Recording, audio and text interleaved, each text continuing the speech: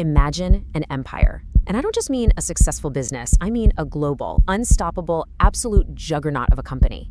They didn't just sell you a product off a shelf, they literally controlled how the entire human race remembered its own life. Think about that for a second. This titan touched basically every single family on the face of the earth. They were practically printing billions of dollars a year. They possessed the brightest, most elite scientific minds on the planet. And then, deep inside their own highly secretive research labs, they birthed a monster.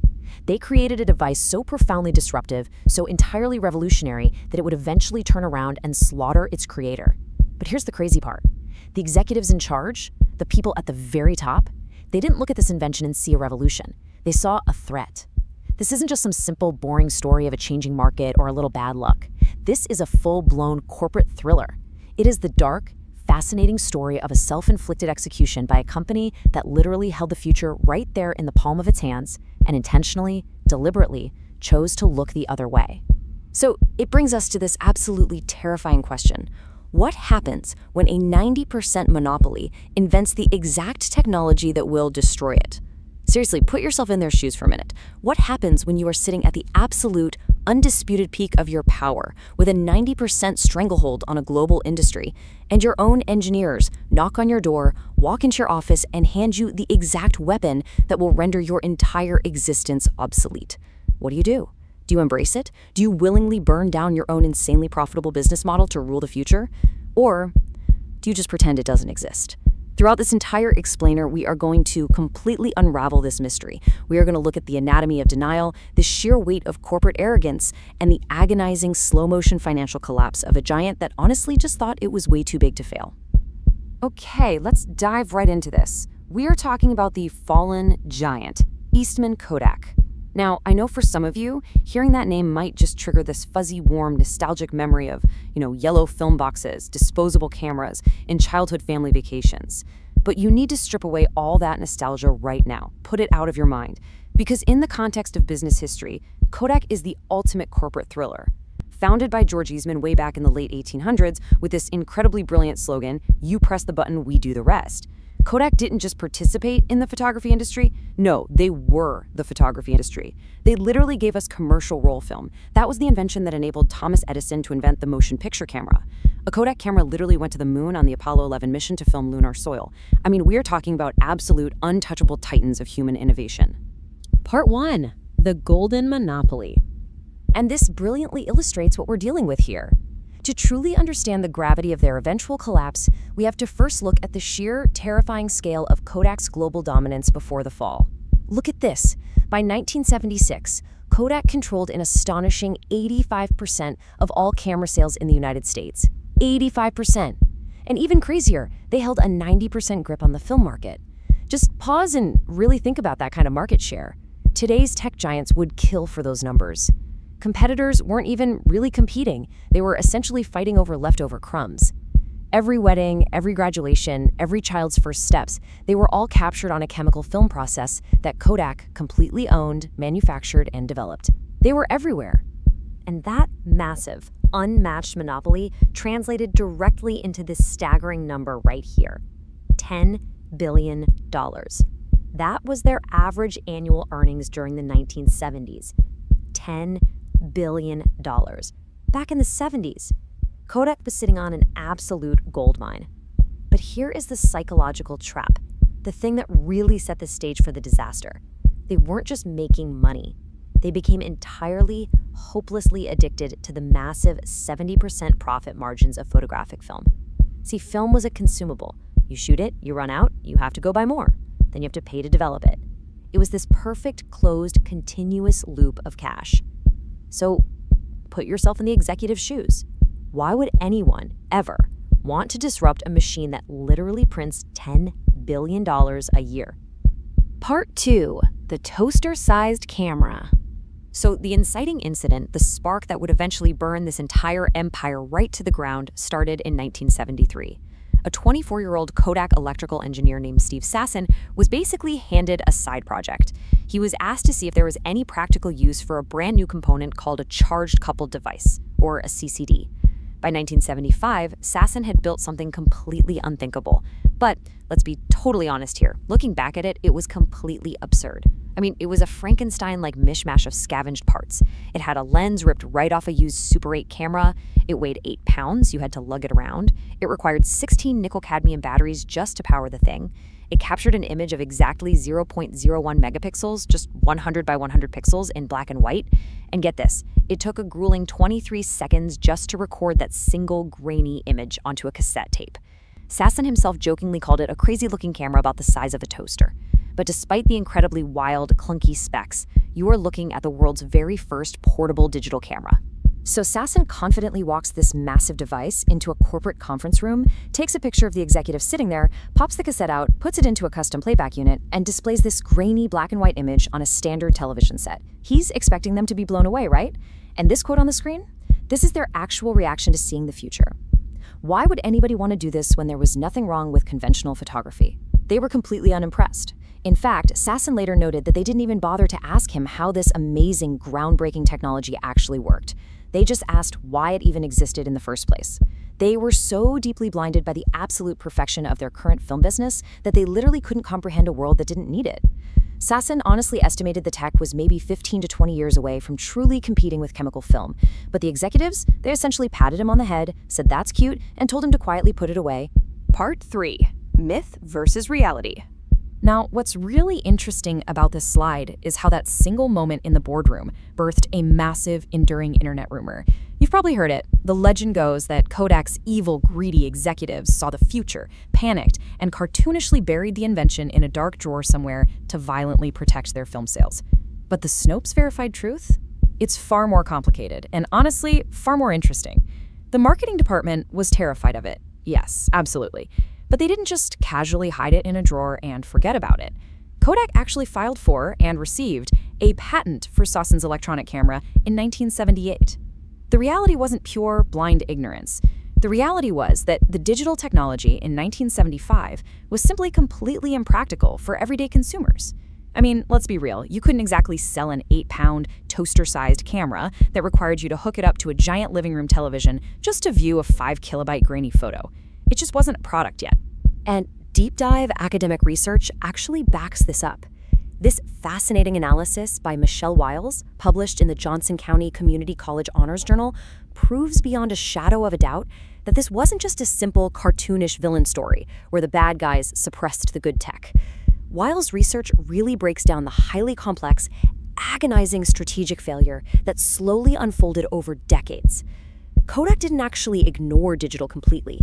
In fact, Sasson and dozens of other engineers continue to develop it in the labs. Kodak even created the very first digital SLR camera for the US government in 1987. But as an organization, as a massive corporate entity, they were paralyzed by a fundamental, deep-rooted conflict of interest. They were trying to build the future, sure, but they were desperately, nervously trying not to damage their highly profitable present at the exact same time. It was a tug of war they couldn't win. Part 4. The digital hesitation. Let's move to this timeline and see how this disaster actually builds. As the 1980s quietly turned into the 1990s, the tension inside the industry became unbearable. You see, competitors like Sony, Nikon, and Canon, they didn't have massive billion-dollar film businesses to protect. They had nothing to lose. So they just started sprinting ahead into digital. For Kodak, though, it was this agonizingly slow pivot. Look at this timeline. 1975, Sasson invents the prototype. It literally takes them until 1991 to release a commercial digital system. And what was it? A heavily modified Nikon camera body that cost an unbelievable $20,000, aimed exclusively at professional photojournalists. By the time the actual consumer digital revolution exploded a few years later, Kodak was frantically scrambling. Even when they managed to fight their way to become the #2 digital camera seller in the US in 2001, their internal manufacturing was so inefficient and clunky that they were actively losing $60 on every single digital camera they sold. They were bleeding cash just to participate. And by 2007, the former 85% monopoly held a miserable 7% of the digital market. They had been completely left behind. What we are looking at here is a textbook, painfully tragic case of what business experts call the innovator's dilemma. Harvard Business School's Rozabeth Moss-Cantor noted that Kodak executives suffered deeply from a mentality of perfect products. What does that mean? Well, they were so used to the flawless, highly controlled, high-margin world of chemical film. It was a mature science. They completely lacked the modern, high-tech Silicon Valley mindset of make it, launch it buggy, and fix it later. They were entirely paralyzed by their 70% film profit margins. It is incredibly frustrating to look back on, honestly. They treated digital technology as an enemy that needed to be strictly managed and contained, rather than the inevitable, roaring future they needed to fiercely lead. Instead of going all in on digital cameras, they spent billions, trying to pivot into things like office printers and packaging materials, completely taking their eye off the ball while the entire world happily transitioned to digital memory capture. Part 5. Picture of bankruptcy. So all those decades of hesitation, all that internal conflict and fear, finally arrived at a catastrophic conclusion. On January 11, 2012, Eastman Kodak officially filed for Chapter 11 bankruptcy. Now, just to be clear, Chapter 11 isn't an instant death sentence where the government comes in and padlocks the doors. As Wiles details in her academic paper, it is a highly complex reorganization plan. Think of it less like a funeral and more like a desperate, final, open-heart surgery to save a dying giant. It allows a business to actually continue operating under the very close, strict supervision of a U.S. trustee, while they attempt to aggressively restructure their massive, crippling debts. But let me tell you, looking at Kodak's financial vitals at this point, the patient was barely breathing. Let's visually emphasize just how terrifying the reality of their balance sheet was at the exact time of their filing. They proudly listed their total assets at $5.1 billion, which sounds like a lot, right? But then you look at their liabilities, a staggering $7.7 billion. They were in the hole, deep in the hole. They literally owed billions more than they actually possessed. And they didn't just owe a couple of banks, they owed this money to over 100,000 desperate creditors. We're talking massive, heavy-hitting companies too. Sony, Paramount, Warner Bros., Disney, Nokia, they were all lining up at the courthouse, suddenly realizing the invincible tech giant they once respected and feared might leave them completely high and dry, holding out for pennies on the dollar. To even survive the absolute chaos of the bankruptcy proceedings without completely shutting down on day one, Kodak required a massive, high-stakes lifeline.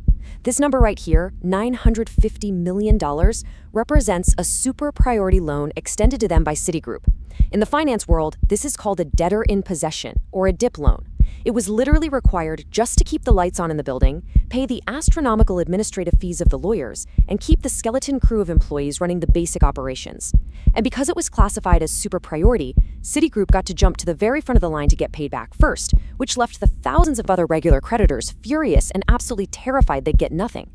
It was a grim, brutal era for the company. It got so bad that Kodak was even forced to file motions in court trying to cut the supplemental healthcare benefits for their Medicare-eligible retirees just to desperately reduce their bleeding liabilities. They were fighting for their life. Part 6. The Kodak Aftermath. So, the crucial point is, when the dust finally settled in the bankruptcy courts, we really have to look at the eerie aftermath, the rubble of the company that once taught the entire world how to capture and keep memories. To finally emerge from bankruptcy, Kodak was forced to sell off its absolute crown jewels. Remember how Steve Sasson and those brilliant Kodak engineers practically invented the foundational tech for all digital imaging?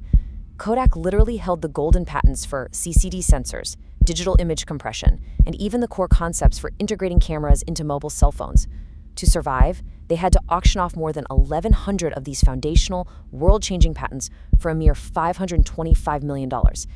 Apple, Google, Samsung, Microsoft, the modern tech giants who completely dominate our lives today, they literally bought the foundational blueprints for the modern smartphone camera from a desperate, dying Kodak for absolute pennies on the dollar. It is a supreme, almost painful irony when you really think about it. Now, Kodak did eventually emerge from bankruptcy. They are still around, but as an absolute ghost of its former self. The surviving skeleton of the company completely abandoned the consumer camera market. You won't find them at Best Buy anymore. Today, they basically focus entirely on B2B operations, stuff like heavy industrial printing solutions, advanced medical imaging, and specialty chemicals. But you know, there is one really beautiful piece of poetic justice that somehow survived the fire.